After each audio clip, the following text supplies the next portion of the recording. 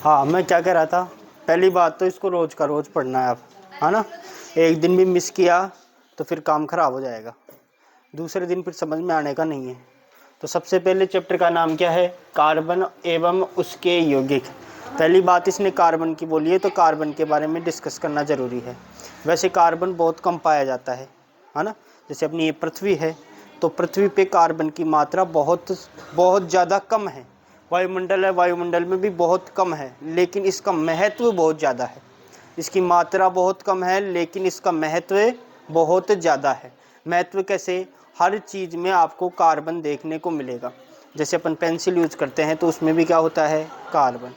Aeroplane जाती है तो उसमें भी क्या होता है, कार्बन। आजकल गाड़ियाँ भी किसकी आती है, कार्बन की। अपनी सेल्स हैं, कोशिकाएं, वो भी किसकी हैं, कार्बन की। हर चीज़ में क्या आता है, कार्बन आता है। समझ रहे हो ना। जैसे गाड़ियाँ आती हैं ना, उनमें कार्बन फाइबर आता है, पहले कार्बन लगता है।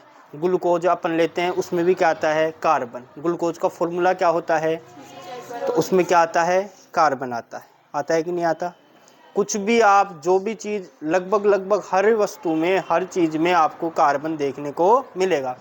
कार्बन की मात्रा बहुत कम है, लेकिन इसका महत्व बहुत ज़्यादा है। तो आपको पूछे, बताओ कार्बन का प्रतीक क्या होता है, तो कार्बन का प्रतीक होता है कैपिटल C। इसकी परमाणु संख्या कितनी होती है, इसकी परमाणु संख्या 6 होती है। कोई दिक्कत है। दूसरी बात, वायुमंडल में कार्बन की मात्रा कितनी पाई जाती है, 0.03%। आपकी किताब में है नहीं है, लेकिन आपको याद रखना है क्या लिखा हुआ है, कहाँ पे है, कौन, हाँ मैंने देखा नहीं। कार्बन में, सॉरी, वायुमंडल में कार्बन की मात्रा है वो 0.03% पाई जाती है। बुक में है तो अच्छी बात है, ये एग्जाम में भी आता है। जो शुरू के क्वेश्चन आते हैं ना, उनमें आता है। जैसे कार्बन की परमाणु संख्या कितनी है, 6, 7, 8, 10, तो आपको 6 पे टिक कर लगाना।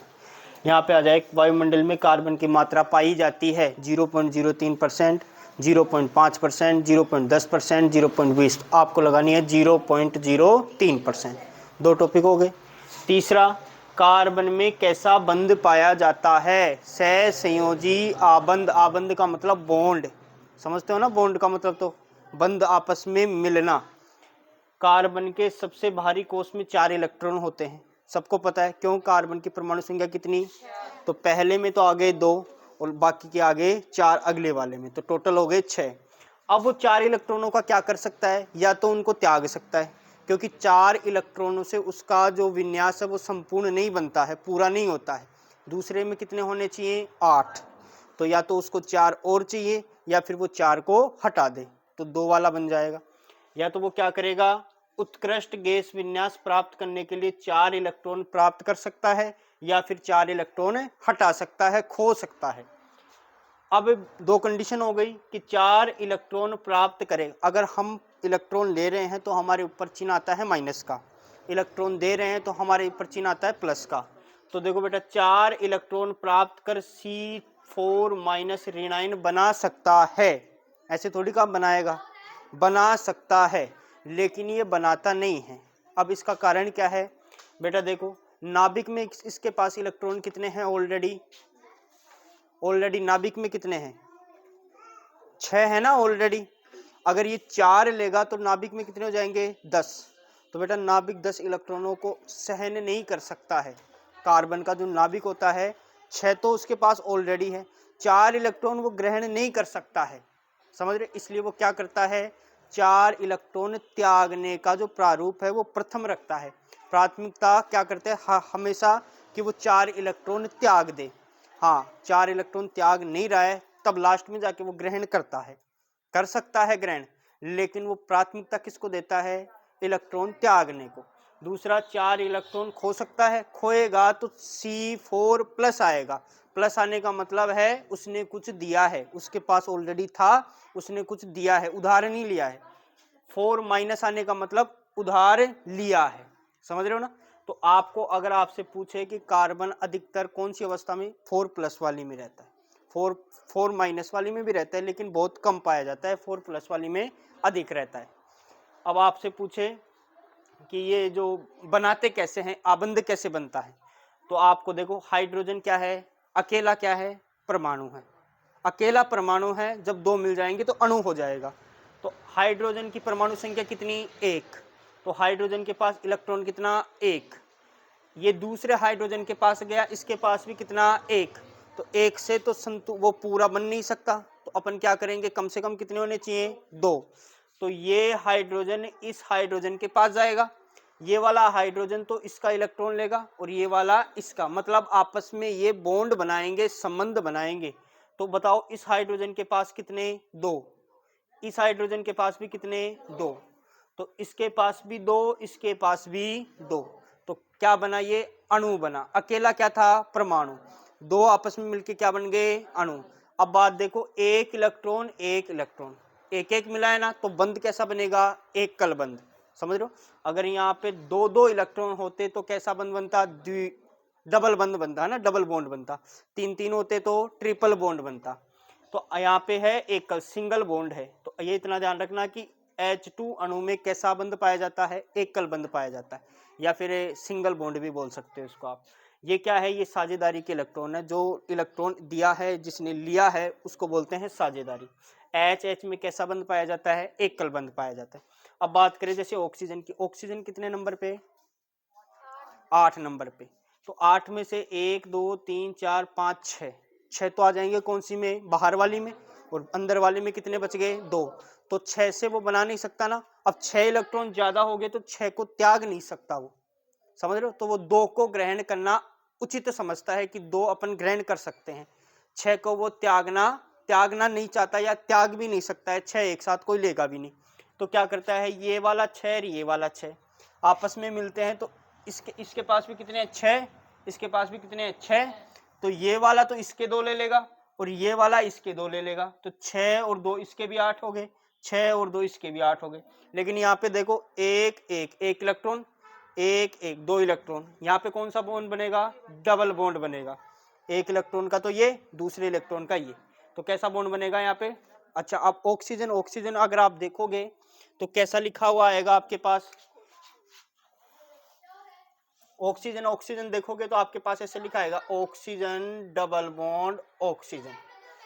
और ये हाइड्रोजन, हाइड्रोजन देखोगे तो कैसा लिखा आएगा, हाइड्रोजन सिंगल बॉन्ड हाइड्रोजन, समझ रहे हो। अगर नाइट्रोजन की बात करें तो नाइट्रोजन कैसा आएगा, nitrogen triple bond nitrogen. Nitrogen में 3 इलेक्ट्रॉन साझेदारी करते हैं, हाइड्रोजन में कितने थे, एक एक, और ऑक्सीजन में कितने थे, 2 2।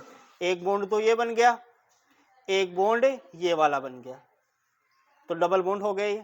अच्छा, ऑक्सीजन में ये पहले तो अकेला था तो परमाणु था, 2 मिल गए तो ये हो गया अणु। अब बात करते हैं कार्बन के अपरूप। कार्बन के अपरूप आते हैं, हर बार एग्जाम में आते हैं। कितने अपरूप होते हैं, एक तो ही और भी होते हैं लेकिन आपकी किताब में 2 हैं। एक तो हीरा है, एक कौन सा है, हीरे के बारे में जानते ही हो ना। हीरा तथा ग्रेफाइट दोनों ही कार्बन के परमाणुओं से बने होते हैं। अच्छा, हीरा बताओ विद्युत का चालक होता है कि कुचालक होता है। हाँ, कार्बन जो इस सब बना होता है ना हीरा, इसमें विद्युत प्रवाहित नहीं होती है, लेकिन ग्रेफाइट में विद्युत प्रवाहित होती है, ये अपवाद है। वैसे तो ये अधातु होता है, अधातु में विद्युत प्रवाहित नहीं होती है। ये हीरा भी क्या होता है, अधातु, अधातु में विद्युत प्रवाहित नहीं होती है, लेकिन ग्रेफाइट में विद्युत प्रवाहित होती है। ये अपवाद के रूप में जाना जाता है। ग्रेफाइट समझ गए ना। ग्रेफाइट क्या करता है, जैसे बड़ी जो मशीनें होती है ना, वहाँ पे स्नेह के रूप में काम आता है। स्नेह का मतलब समझते हो ना, फिसलन करने के ज़्यादा काम आता है। जैसे ग्रीस वगैरह ये काम नहीं आते क्या, वहाँ पे ग्रेफाइट का उपयोग किया जाता है। ये क्या करता है, जैसे लोहे की वस्तुएं गिरारी वगैरह होती है ना घूमने वाली, उनमें ग्रेफाइट को लगाया जाता है ताकि वो जल्दी जल्दी आसानी से घूम सके, समझ रहे हो ना। स्नेहक का काम करता है। दोनों ही कार्बन के परमाणुओं से बने होते हैं। हीरे में कार्बन का प्रत्येक परमाणु कार्बन के अन्य 4 परमाणुओं से मिला होता है। और ये संरचना कैसी बनाते हैं, त्रिआयामी संरचना बनाते हैं। ये याद रख लेना, कैसी संरचना, त्रिआयामी। कैसी होती है, दृढ़ होती है। ग्रेफाइट में 3 परमाणु मिलकर बने होते हैं और संरचना कैसी बनती है, षटकोणीय संरचना बनती है। और कैसे तल में, एक ही तल में होते हैं। 2 अपरूप होते हैं, एक तो कौन सा, हीरा, एक ग्रेफाइट। हीरा विद्युत का चालन नहीं करता है, जबकि ग्रेफाइट विद्युत का चालन करता है। हीरा और ग्रेफाइट दोनों ही अधातु होती है। ये ग्रेफाइट अधातु होते हुए भी विद्युत का चालन करता है। क्यों, क्योंकि ये अपवाद होता है, ठीक है ना। ग्रेफाइट का उपयोग कहाँ किया जाता है, बड़ी बड़ी फैक्ट्रियों में स्नेहक के रूप में इसका उपयोग किया जाता है। जो आप पेंसिल यूज करते हो उसमें भी किसका उपयोग होता है, ग्रेफाइट का ही उपयोग किया जाता है।